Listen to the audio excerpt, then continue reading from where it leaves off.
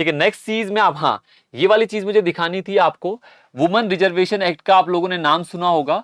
यहां पर एक क्वेश्चन आपके एग्जाम में बनेगा, दैट इज बेसिकली आपका, पहले वो क्वेश्चन दिखाता हूं क्या क्वेश्चन बनेगा जो न्यूज में है, दैट इज सनसेट क्लोज। आपको आ जाएगा कि recently sunset clause was in news with reference to Nari Shakti Vandan Adhiniyam. ध्यान रखना क्वेश्चन आ जाएगा, recently sunset clause was in news with reference to Nari Shakti Vandan अधिनियम। तो आपको बताना है कि नारी शक्ति वंदन अधिनियम जो आपका बना है, पहला तो अमेंडमेंट ध्यान रखना सब लोग, कौन सा अमेंडमेंट है कमेंट करके बताओ, जो आपका जिसके तहत वुमेन को 1/3 रिजर्वेशन मिलेगा both in the Lok Sabha as well as state legislative assemblies. तो उसका नाम आ जाएगा आपका 106 कॉन्स्टिट्यूशनल अमेंडमेंट एक्ट। ध्यान रहेगा पहली चीज।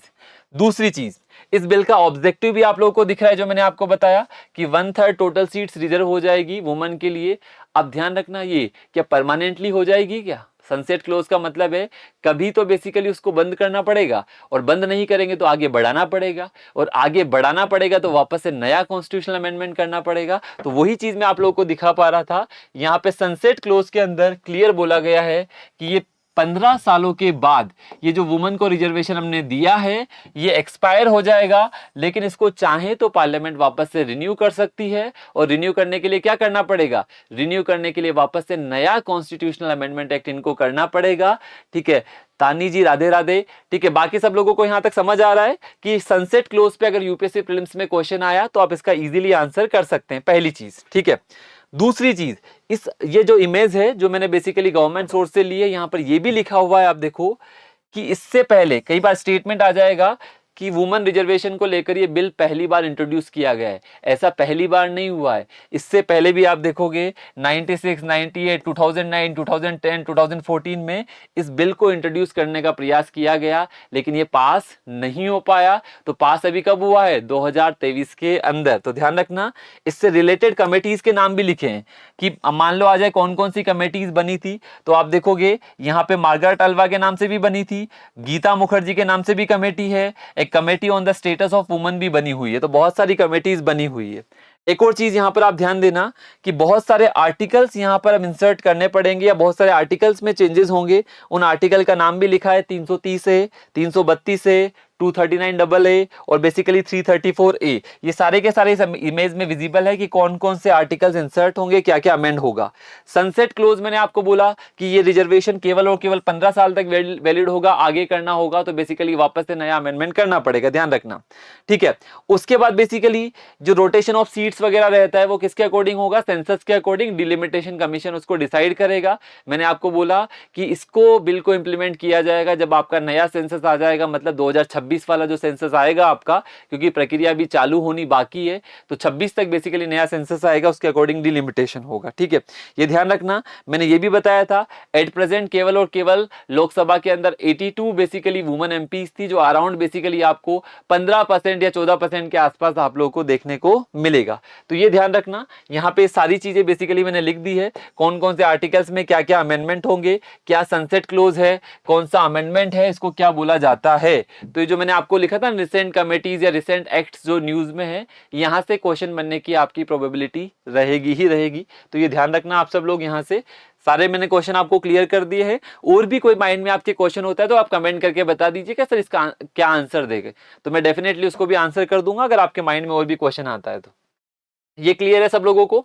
एक और छोटा सा क्वेश्चन जो मैंने आपको लास्ट क्लास में भी दिया था, वो भी न्यूज में है, कुछ और मेरे पास इमेजेस है वो दिखाने से पहले ये वाला क्वेश्चन भी बेसिकली न्यूज में है, सुप्रीम कोर्ट वाला लीगल सर्विस वाला। लास्ट क्लास में रह गया था क्वेश्चन करना, मैंने आपको बोला था कि घर जाके करना, बेसिकली फिर कमेंट कर दीजिएगा, बट ये क्वेश्चन मैं डिस्कस कर देता हूं। अच्छा क्वेश्चन है, supreme Court legal service committee was in the news, consider the following statement. जो मैंने आपको लास्ट में कमेटीज वाला दिया था कि सुप्रीम कोर्ट की लीगल सर्विस कमेटी न्यूज में थी, ये किसके रेस्पेक्ट में है?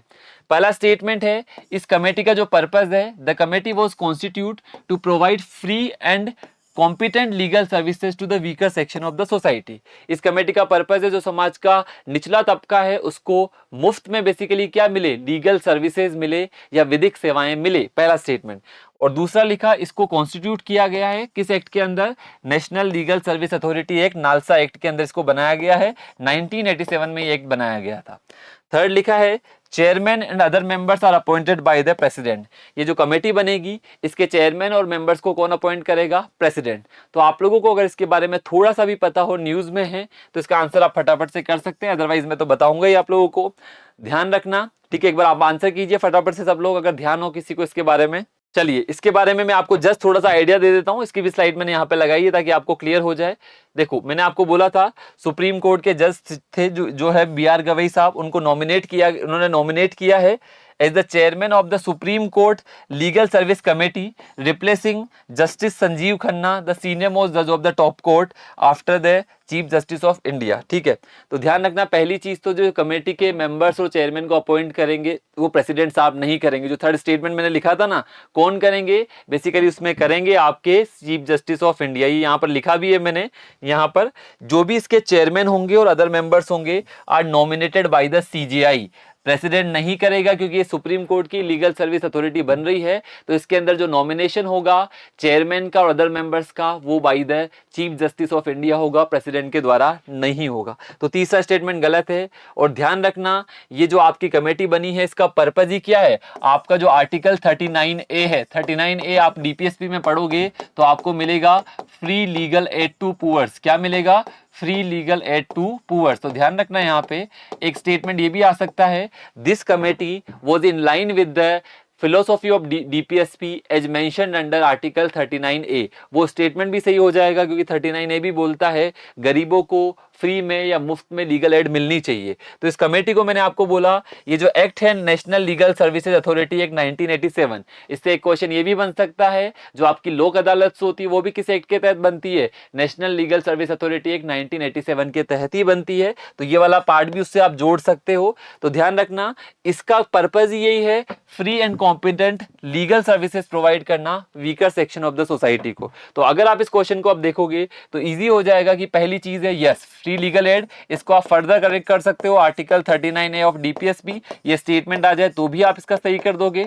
दूसरी चीज, ये बना था 1987 में by the national legal service authority act, ये भी बिल्कुल सही है। लेकिन तीसरा गलत है, प्रेसिडेंट के द्वारा नहीं होगा, यहाँ पे आना चाहिए CJI। तो only 2 pair are the correct. यहां तक समझ आया सब लोगों को?